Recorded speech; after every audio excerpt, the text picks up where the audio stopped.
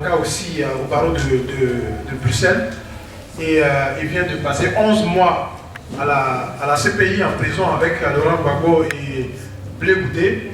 Donc il va livrer son témoignage de la vie au quotidien de nos leaders. Mais au passage, je voudrais saluer Adjé qui est présent dans la salle, c'est Vox Africa. Adjé, merci d'être là. Et puis voilà, je voudrais aussi dire à l'audience que dans la salle, il y a aussi le chef de cabinet de Blé Goudé, donc Madégue, qui est là. Et je voudrais aussi que chacun sache, excusez-moi, que nous avons eu l'aide de Nick Debessou, qui nous a prêté main forte pour transporter Nana. Donc je voudrais qu'on lui dise merci aussi. Voilà.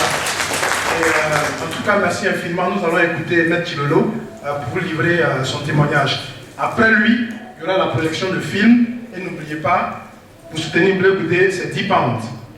Voilà, donc merci infiniment. Tous et toutes. Et je suis très heureux de me retrouver aujourd'hui devant vous. Et je pense qu'en répondant à cette invitation de la communauté ivoirienne, cela a commencé par la France. Je me trouve aujourd'hui à Londres, appelé pour bientôt à Genève. Je suis en train de répondre tout simplement à un devoir qui est le mien, en tant qu'Africain, de livrer ma part de vérité sur cet appareil judiciaire qui est la Cour pénale internationale. Je suis avocat depuis plus de 15 ans, après mes études à l'Université catholique de Louvain, en Belgique. J'ai été admis au barreau de Bruxelles, où j'ai exercé pendant plus de 10 ans, jusqu'au jour où, un certain mois de mai 2008, alors que j'étais assis avec mon jeune frère en train de suivre la télévision, vers 1h du matin, il m'apprendra qu'une dépêche d'AFP est tombée et renseigne que l'ancien vice-président de la République démocratique du Congo, M. Jean-Pierre Bemba, venait de faire l'objet d'une privation de liberté à Bruxelles. C'est dans ces conditions que j'ai été contacté pour, au départ, rejoindre une équipe d'avocats qui venait d'être mis sur pied sous la conduite du bâtonnier Pierre Legros du barreau de Bruxelles.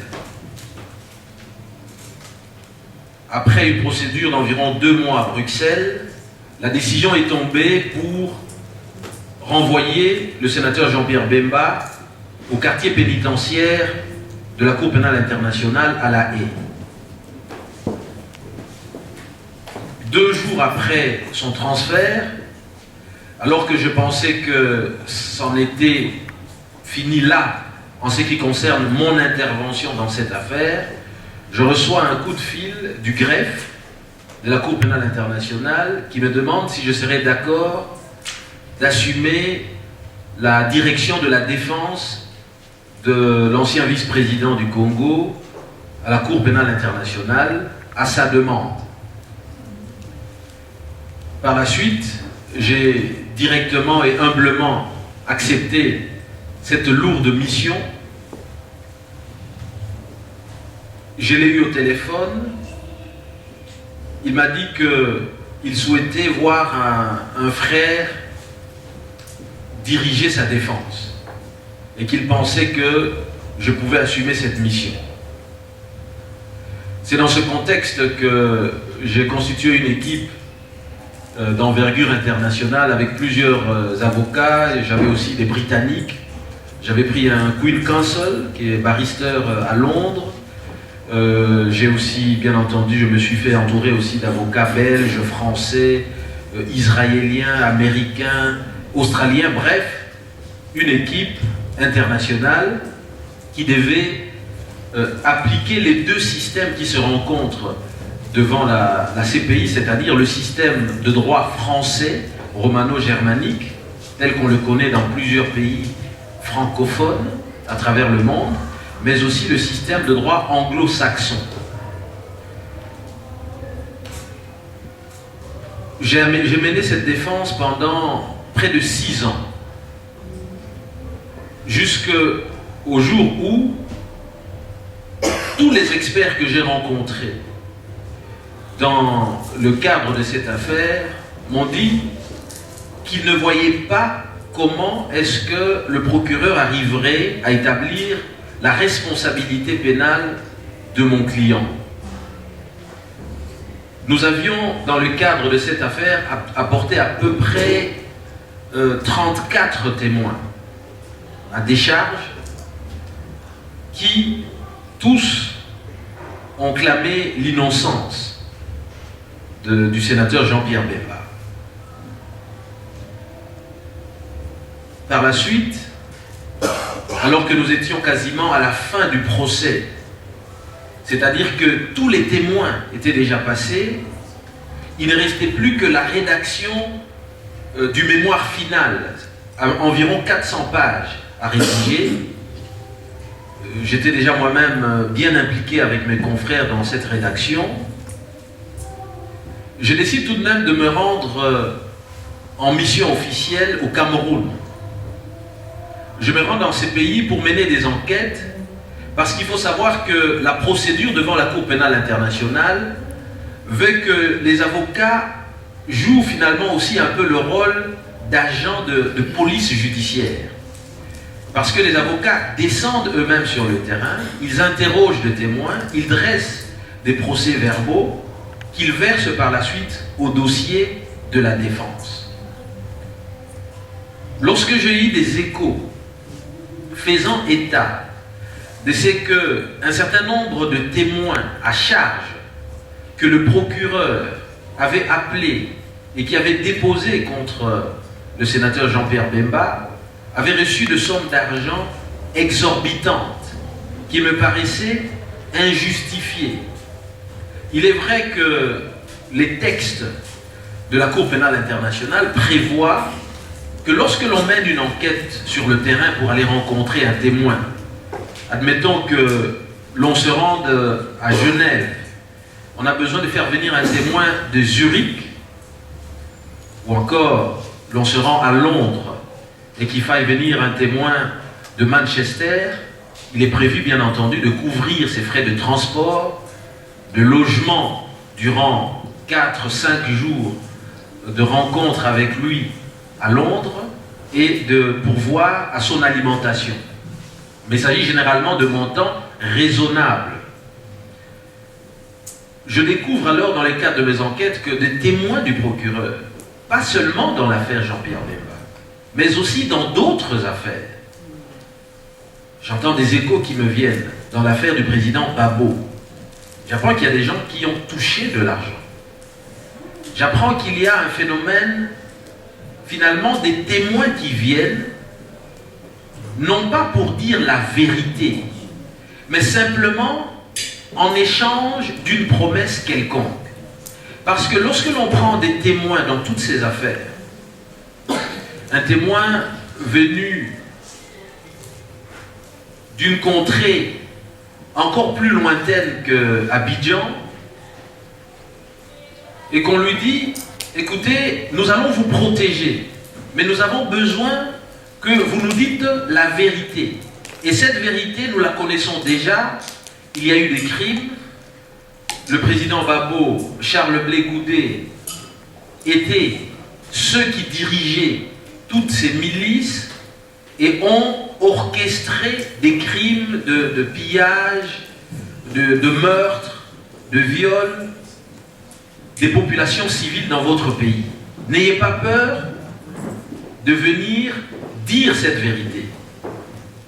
Parce que nous savons que vous êtes du Nord et que vous avez perdu des membres de votre famille. Et si vous dites cette vérité, sachez que nous allons vous sortir de votre village où vous croupissez actuellement dans des conditions difficiles, nous allons vous protéger et vous envoyer dans un autre pays, en Europe, ou même un autre pays africain. Nous allons vous loger, nous allons scolariser vos enfants pendant 2-3 ans. Nous allons vous prendre totalement en charge. Alors à ce moment-là, ces personnes, lorsqu'elles viennent, une personne qui avait un niveau de vie qui ne lui permettait pas de dépasser $200 mensuellement, se retrouve avec une allocation offerte par le bureau du procureur de la CPI de $2000 par mois. Évidemment, personne n'utilise le mot corruption. On parle de mesures de protection des témoins, puisqu'il faut sortir le témoin de son milieu de vie habituel pour le sécuriser et l'envoyer dans un pays étranger où il sera protégé des dangers ou des représailles éventuelles liées à son témoignage. Mais personne ne se pose la question de savoir qu'en est-il finalement de ce phénomène qui fait que tout ceci est devenu un marché pour des témoins à charge contre plusieurs leaders des pays africains. Voilà la difficulté à laquelle j'ai été confronté dans l'affaire Jean-Pierre Bemba, mais dont j'ai eu aussi des échos dans l'affaire du président Gbagbo. Je me souviens d'ailleurs qu'une fois je pose la question au président Gbagbo. J'ai dit, monsieur le président, j'apprends que dans votre affaire, nous avons, il y a un phénomène des témoins qui sont payés par le bureau du procureur. Mais jusqu'à présent, je n'ai pas eu écho d'une plainte déposée contre le bureau du procureur. Parce qu'il faut savoir que nous sommes dans un état de droit. Nul n'est au-dessus de loi. Que l'on soit procureur de la CPI ou pas, il y a de mécanismes pour porter plainte contre toutes ces personnes afin que la défense des personnes poursuivies devant la Cour pénale internationale puisse être effective et complète et même efficace. J'ai constaté que aucun avocat n'osait affronter le bureau du procureur en termes de plainte à déposer. Tout le monde s'est réfugié derrière le fait qu'il y a des rumeurs, qu'on n'a pas de preuves solides. Mais lorsqu'il s'agit d'arrêter le président Gbagbo, alors même que l'on n'a pas de preuves contre lui, vous avez entendu que lors de la première audience de confirmation de charges, on n'a même pas pu confirmer ces charges. Donc cela veut dire en réalité que l'on arrête d'abord et après on se met à chercher des éléments des preuves. J'ai presque envie de dire on se met à monter des éléments des preuves.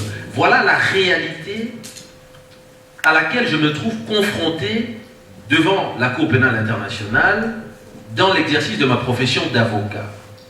Pour ma part, j'ai décidé de ne pas en rester là. Je me suis mis à préparer un dossier en me disant cette fois-ci, c'est le bureau du procureur qui devra se retrouver devant le banc des accusés.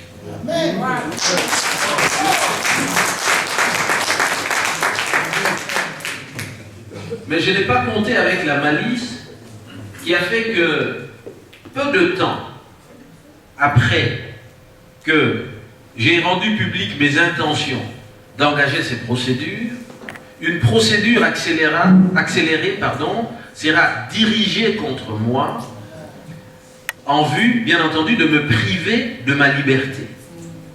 Motif évoqué, subornation de témoins, corruption de témoins. Sans être entendu,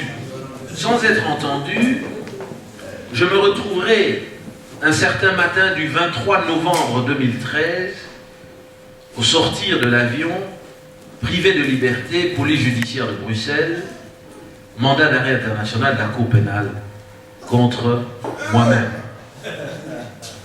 C'est ainsi que je serai amené, conduit, escorté jusqu'à la frontière de Pays-Bas, où je trouverai un dispositif impressionnant.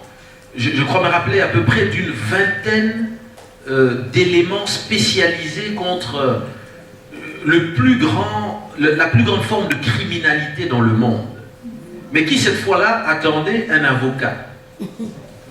Un avocat à qui l'on ne reprochait rien en termes de crimes de guerre ou de crimes contre l'humanité. Mais j'ai vécu cela comme étant une intimidation, une forme de pression qui était exercée contre moi.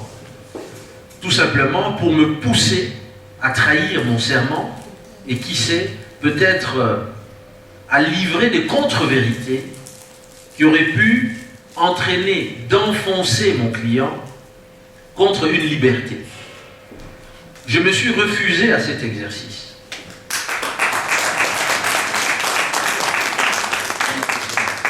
J'ai dit à toutes ces personnes qui étaient venues me priver de liberté avec à peu près, je crois avoir vu une dizaine de véhicules avec des gyrophares, je leur ai dit que je n'étais pas impressionné par cela, que j'avais prêté un serment. Le serment que j'avais prêté était celui de défendre et de conseiller toute cause qui me semble juste en mon âme et conscience. Et c'est ainsi que je serai donc admis au quartier pénitentiaire de la CPI. Cette fois-là, je ne suis pas venu à la prison, comme d'habitude, pour donner des consultations à mon client, mais je venais tout simplement pour la première fois en prison. Voilà. Et c'est dans ces circonstances que finalement je vais rencontrer, bien entendu, mon client, le sénateur Jean-Pierre Bemba, mais aussi je rencontre le président Laurent Gbagbo, qui m'a accueilli sur place.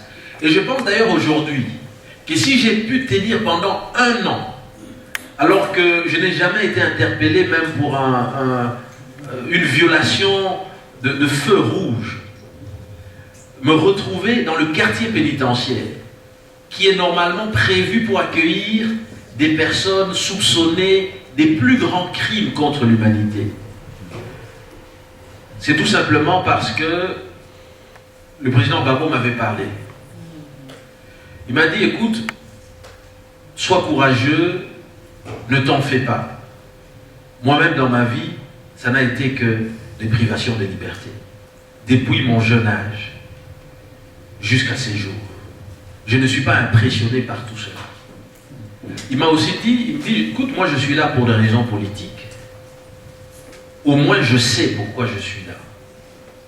Voilà ce qui a attiré mon attention en ce qui concerne cet homme, qui, pendant 1 an, était pour moi un père, parce que c'était finalement le seul père que nous avions là-bas, et pendant tout le séjour, nous avions l'habitude de partager nos repas ensemble. Je me souviens d'ailleurs que lorsque j'arrive le 25, c'était bien un lundi 25 novembre 2013, à ce moment-là, le ministre Charles Blé Goudé n'est pas encore là avec nous. Le président Gbagbo était alors le seul Ivoirien parmi les Congolais. Puisque j'ai trouvé des habitudes sur place, ils avaient l'habitude de partager le repas en famille.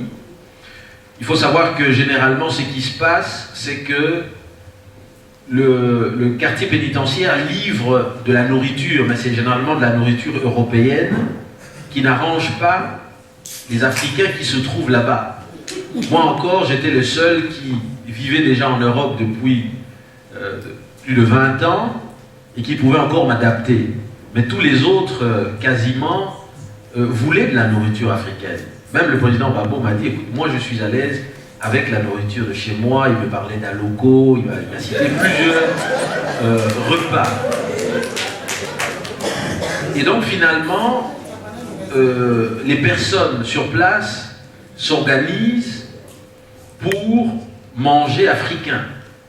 Parce qu'il y a eu quand même une autorisation avec des alimentations africaines sur place, de commander de la nourriture qu'on vient livrer, et puis alors d'autres personnes de bonne volonté sur place se préparent, et tous les soirs, généralement, entre 18h30 et 19h, c'est le repas quasiment en famille.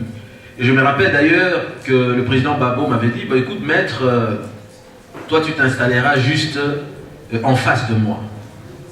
Donc j'avais ma place effectivement en face du président Babo, et nous avons passé de moments formidables. Tout le soir, j'étais toujours très édifié de l'entendre me livrer certains éléments de son expérience personnelle en tant que chef de l'État, mais aussi tout simplement au niveau de la gestion de leurs réunions au sein de l'Union africaine, de ses contacts avec le monde international. C'était très intéressant et enrichissant, d'autant plus qu'il n'est pas toujours évident de rencontrer des chefs de l'État instruits. Alors là, je parlais à un universitaire qui lui-même, évidemment, est historien. Et donc, nous discutions de beaucoup de choses. Mais ce qui m'a frappé en cet homme, c'est qu'à un moment donné, je lui ai dit, Président, bon, moi je vais vous parler comme avocat. J'ai lu le livre qui est sorti récemment de Mattei. J'ai vu qu'il vous a interrogé, vous avez été très virulent vis-à-vis de certains pays comme la France. Est-ce que vous ne pensez pas que il faudrait peut-être faire un peu, je ne vais pas dire marche arrière, mais en tout cas, voir un peu dans quelle mesure n'est pas évoqué certains éléments qui pourraient peut-être frustrer certains décideurs internationaux et qui, ma foi, risqueraient d'avoir des répercussions quelconques dans le déroulement de votre procès, puisque vous-même vous dites bien qu'il s'agit d'une arrestation politique. Mais j'ai été frappé par cet homme qui m'a dit, écoute maître, ce qui m'importe, c'est la Côte d'Ivoire, c'est les bien-être des Ivoiriens. Mais les idées que je défends, depuis toujours, je n'ai pas un double langage. Que ce soit lorsque je parle aux Ivoiriens ou lorsque je parle aux interlocuteurs africains ou internationaux. Je ne suis pas prêt à changer d'avis là-dessus, même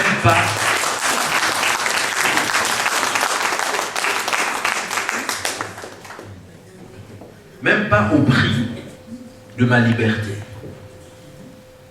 J'avoue que j'ai eu peur. J'ai eu peur lorsqu'il m'a dit cela. Je lui ai dit, bon, écoutez, Monsieur le Président, je ne suis pas un politique comme vous, je ne suis qu'un technicien du droit, mais sachez que ce que vous me dites m'inquiète. Mais il est resté très serein. Il dit, c'est comme ça et ce n'est pas autrement. Voilà en tout cas ce que moi j'ai retenu de l'homme. Et c'est que ce qui m'a aussi frappé sur le fond de son dossier, parce que forcément, je ne parle pas ici comme son avocat, mais je parle simplement comme un fils qu'il a adopté depuis la proximité qui est née du fait d'une vie commune que nous avions menée ensemble. Il faut savoir que entre ma chambre et la chambre du président, il n'y avait que 3 personnes qui nous séparaient, dont notamment le vice-président Jean-Pierre Bemba. Donc on se voyait souvent. Lorsque le président, par exemple, se lève le matin pour faire son parcours et pour aller, par exemple, dans le living commun, il devait nécessairement passer devant ma chambre. Donc nous nous voyions souvent. Et j'aimais bien lui poser beaucoup de questions. Et je constatais aussi qu'il aimait bien cela. Parce qu'au moins, ça lui donnait l'occasion d'avoir des discussions intellectuelles là-dessus. Ce qui m'a frappé tout de même, dans le fond de son dossier, c'est que j'ai remarqué que lorsqu'il est arrêté, le bureau du procureur n'a pas d'éléments des preuves contre lui. Le dossier est vide. Contrairement à la pratique courante, bien connue. Lorsqu'on arrête une personne, que ce soit à Londres, à Bruxelles, à Paris, il y a d'abord des enquêtes préalables. À la suite de ces enquêtes, il y a des éléments des preuves à charge qui sont recueillis. C'est alors que la personne est déférée devant la justice et poursuivie. Mais en ce qui concerne le président Gbagbo, rien sur le plan juridique ne peut expliquer aujourd'hui l'arrestation dont il a fait l'objet. Parce qu'il n'y avait rien.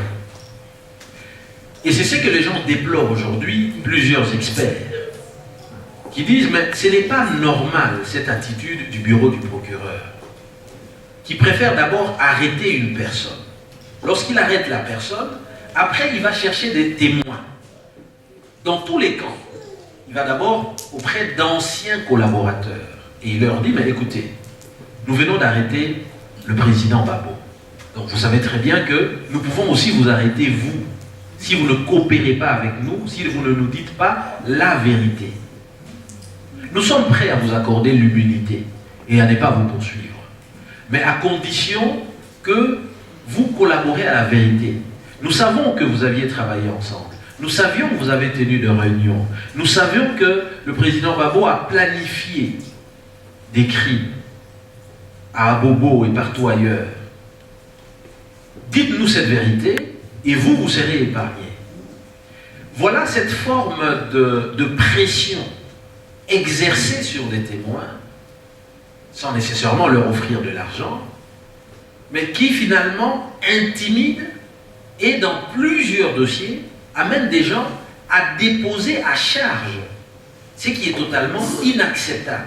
Le problème, c'est qu'il n'y a aucun avocat qui ose lever la voix pour déplorer cela. Pourquoi?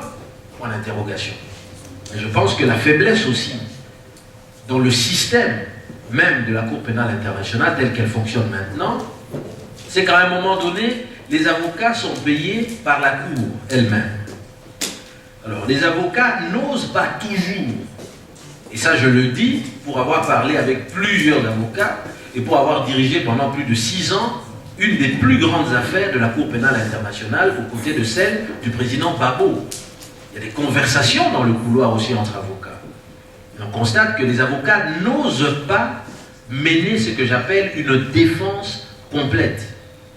Les gens se disent, bon, finalement, c'est un dossier, ça va passer, je ne vais pas affronter le bureau du procureur, parce que lorsque ce client sera libéré, quel est mon sort demain? Est-ce que l'on me prendra encore pour un autre client? Et pour, finalement, on constate finalement que la tendance, parfois, c'est de traiter, finalement, des dossiers, sans nécessairement épouser la cause, alors que l'on a prêté serment pour défendre des causes uniquement lorsqu'elles nous semblent justes en notre âme et conscience. Voilà la difficulté que j'ai remarquée devant la Cour pénale internationale. J'ai mené des actions et c'est ça qui m'a conduit, bien entendu, au quartier pénitentiaire. Je pense qu'après à peu près 5 mois de séjour avec le président Gbagbo, un de mes frères m'appellera pour me dire, mais on vient d'arrêter une personne, un certain Charles Blé Goudé, qui d'ailleurs est né le même jour que toi, le même jour et la même année. Vous êtes tous nés le 1er janvier 72. J'étais évidemment curieux de savoir, mais qui est cette personne? C'est vrai qu'en suivant la politique africaine de façon générale, j'avais déjà entendu le nom sans savoir exactement qui était la personne. Donc j'étais fort curieux de découvrir cette personne. Jusqu'au jour où un soir, cette personne effectivement arrive et nous rejoint au quartier pénitentiaire. Je n'étais pas là exactement au moment où il est entré. Mais je constate qu'il y a une personne, un Africain, que je n'avais pas l'habitude de voir, que je vois subitement parmi nous, qui parle un peu avec tout le monde. Mais moi, je continue toujours à chercher le ministre Charles Blé Goudé, puisque celui que je vois ne me paraît pas avoir les apparences du ministre dont je me fais une idée dans mon esprit.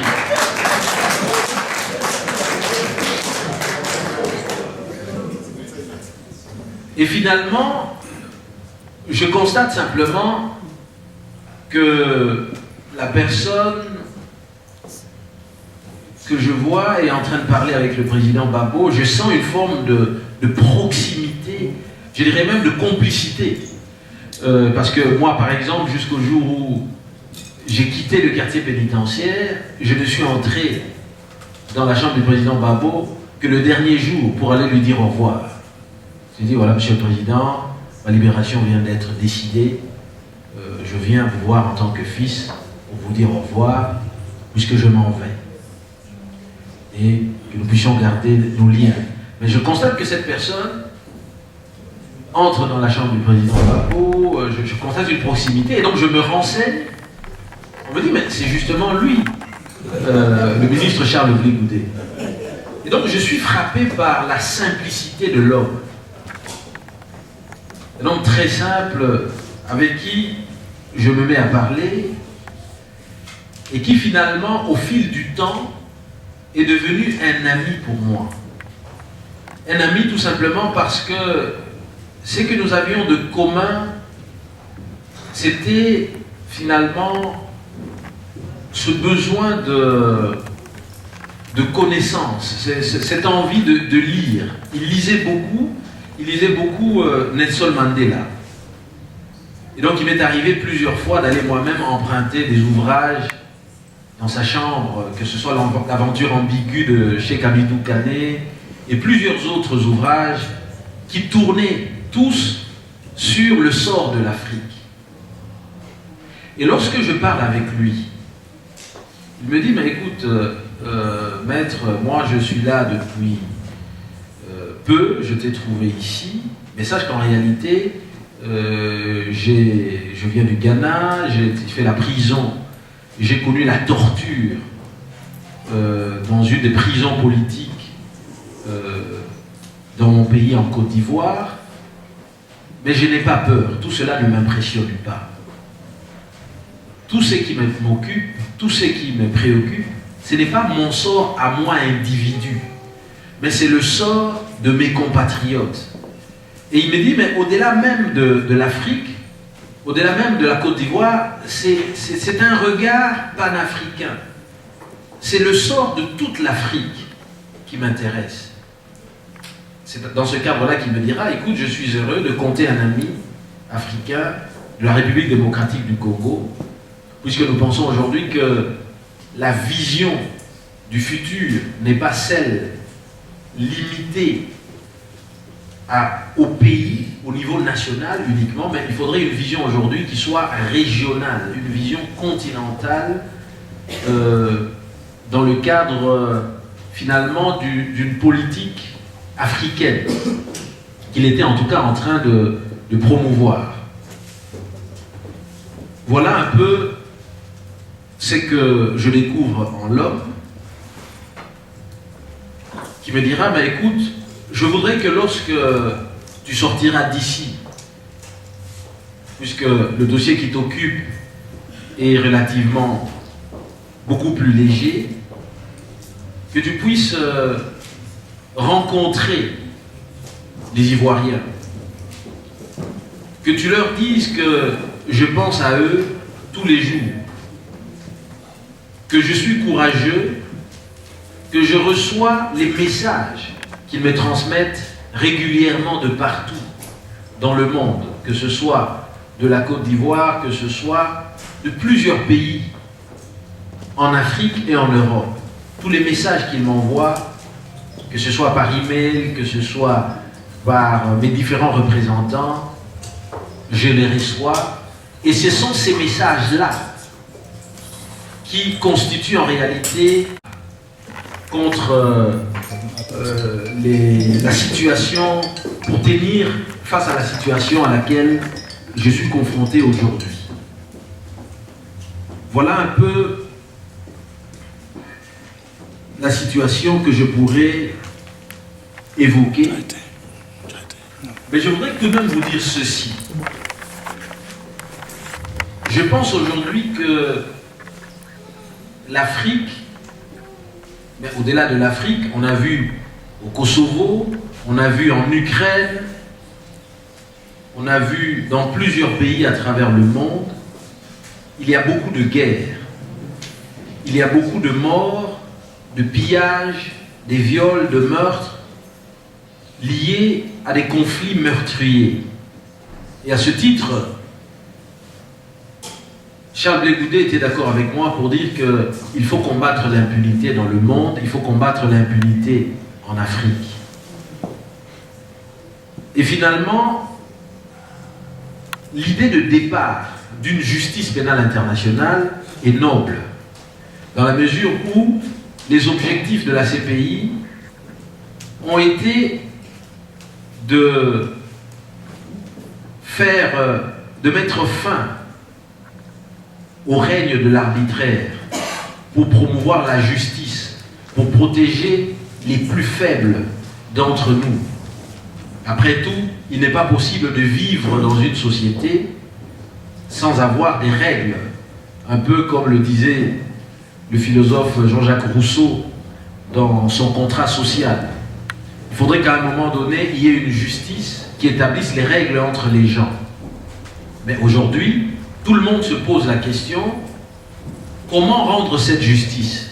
Est-ce que la Cour pénale internationale, dans son mode de fonctionnement actuel, répond à cet objectif noble d'une justice pour tous? C'est ça le gros problème.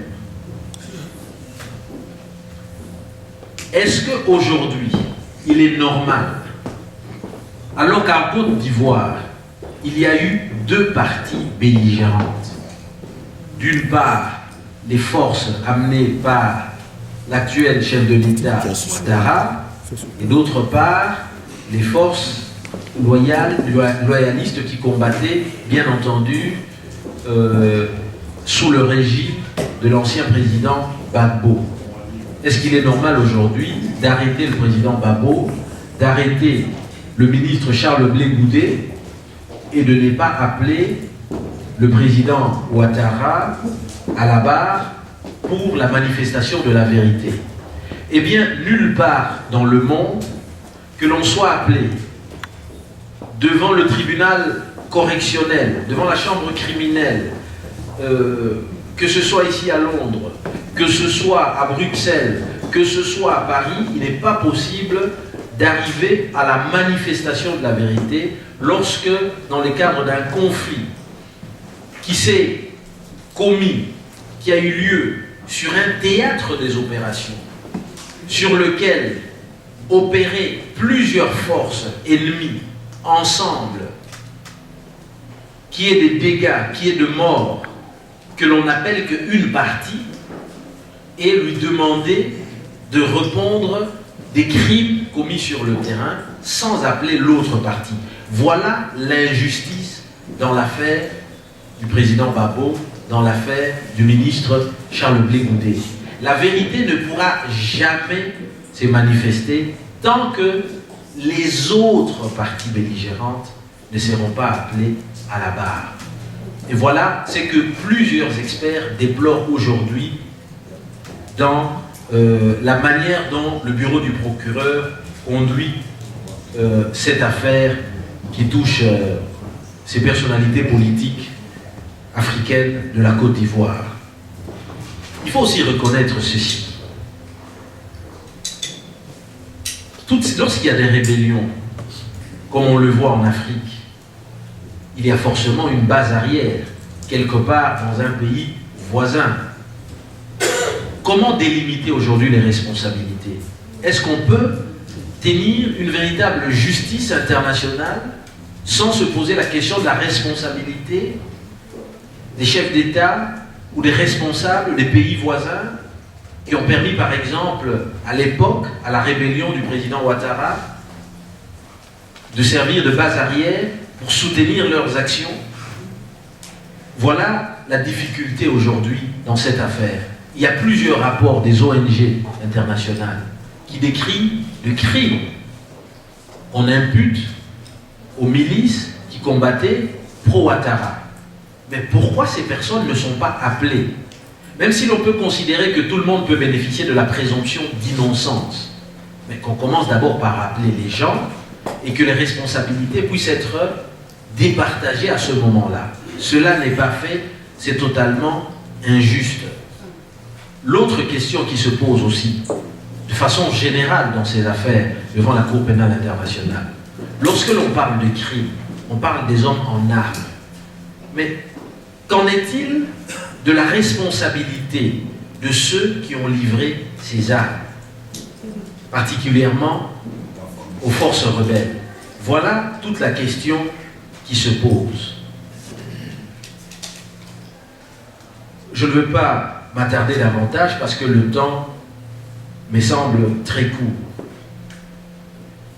Mais je voudrais aujourd'hui partager l'idée que plusieurs experts se posent en se disant, mais est-ce que la Cour pénale internationale est une cour purement judiciaire? Est-ce qu'on n'est pas là devant une institution politico-judiciaire?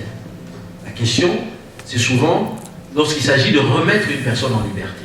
On ne peut pas être devant un tribunal sans se poser la question de sa liberté. Lorsque vous êtes avocat, vous avez un client qui est arrêté, la première question qu'il vous pose, avant même de départager le fond du dossier, c'est de dire, est-ce que vous pouvez m'organiser ma libération provisoire? Mais au niveau de la CPI, les juges n'ont pas le pouvoir eux-mêmes de décider de libérer une personne. Et ils doivent toujours demander l'autorisation ou l'accord d'un gouvernement, d'un État. Est-ce que vous êtes d'accord d'accueillir cette personne sur votre territoire dans le cadre d'une remise en liberté? Alors que devant n'importe quel tribunal dans les États, à Londres, à Paris, c'est le juge qui décide de vous remettre en liberté. Quitte à dire, voilà, je vous remets en liberté, mais vous ne sortirez pas des limites, par exemple, de Londres ou de Paris ou de Bruxelles. Voilà un peu toutes ces interférences des autorités politiques dans tout le processus judiciaire de cet appareil qui est la Cour pénale internationale, qui font que de plus en plus des experts se disent, mais il faut revoir cette Cour. On l'a peut-être créée avec des objectifs nobles, mais son mode de fonctionnement aujourd'hui est inacceptable, puisque généralement ce qui arrive, c'est quoi? On veut libérer le président Gbagbo. Il est normal qu'on le libère d'abord dans son pays. On doit donc poser la question au président Ouattara. Mais le président Ouattara a tout intérêt à ce que le président Gbagbo ne sorte jamais. Et donc finalement, sur la base des motifs politiques totalement étrangers au dossier pénal lui-même, le président Ouattara peut dire, écoutez, moi je ne veux pas de cette offre sur mon territoire. Voilà un peu la difficulté qui fait qu'aujourd'hui plusieurs gouvernements, essentiellement dans les pays africains, commencent donc à instrumentaliser la Cour pénale internationale pour écarter de la scène politique leurs adversaires gênants, pour des motifs qui ne sont pas finalement des motifs judiciaires. Voilà en ce qui concerne cette affaire. Alors, je voudrais simplement dire ceci.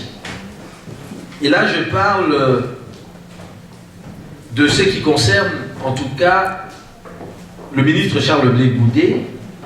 Lorsque je l'ai entendu à plusieurs reprises, j'ai compris que son sort était similaire à celui de l'ancien Premier ministre du Kosovo, l'ancien Premier ministre Haradinaj, qui a été accusé exactement de même type des crimes que Charles Blé Goudé. On a parlé d'une personne qui a commandité comme autorité politique des crimes de viol, de meurtre, de pillage dans le cadre d'un conflit qui était à la base politique et puis qui s'est traduit sur le terrain par une confrontation militaire qui a entraîné ou dont s'est suivi de morts, de pillages et de meurtres. Mais le Premier ministre du Kosovo, après avoir passé dans son cas un certain nombre d'années en détention, a finalement obtenu une libération provisoire. Le motif d'ailleurs de cette libération provisoire était de dire qu'on lui donne l'occasion de retourner dans son pays pour participer à la reconstruction, à la réunification et à la pacification de son pays. Je pense aujourd'hui que lorsque je lis comme observateur la démarche du ministre Charles Blé Goudé, eh bien, cela me fait toujours penser à ce qui est arrivé à l'ancien Premier ministre Haradinaï. Et finalement, en fin de parcours, l'ancien Premier ministre, qui avait été accusé exactement des mêmes crimes, arrêté dans des circonstances similaires, a été acquitté de toutes les accusations qui pourtant avaient été portées à grand bruit à travers la presse internationale par le bureau du procureur contre sa personne. Donc ceci pour dire que nous devons rester sereins. Nous devons rester sereins. La défense du ministre Charles Blé Goudé se déroule dans des bonnes conditions. Il avait mis en place une équipe qui était chargée d'assumer sa défense durant la première phase de son procès. Aujourd'hui, les charges ont été confirmées. Cela ne m'a pas étonné. Lui-même non plus. Et d'ailleurs, je dirais même qu'il se réjouit de cette confirmation de charge parce que cela lui donne l'occasion maintenant de dire toute la vérité, de confronter sa version des faits à celle du bureau du procureur devant l'opinion internationale, devant l'opinion africaine, devant l'opinion ivoirienne, pour que plus jamais l'histoire de nos pays africains ne soit falsifiée. Donc de ce point de vue-là, je pense qu'il faudrait plutôt prendre les choses positivement et attendre l'issue de ce procès. Je ne veux pas m'attarder davantage parce que je sais qu'il y a encore un DVD qui doit être un film qui sera tourné sur l'histoire du ministre Charles Blé Goudé et qui, j'en suis sûr, nous fera apprendre davantage. Quant à moi, je m'en tiens à cela en répétant ce que j'avais dit au ministre Charles Blé Goudé le dernier jour, lorsqu'on s'est dit au revoir.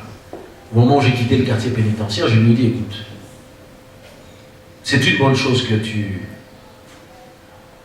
gères, que tu assumes ton arrestation avec courage. D'autant plus que tu devras te souvenir de cette citation d'un ministre français bien connu et très érudit qui disait « Laissez-les mais jetez la pierre, car ils ne savent pas que j'en ai besoin pour ériger mon piédestal. » Voilà, je vous remercie. Merci infiniment, Maître Lolo.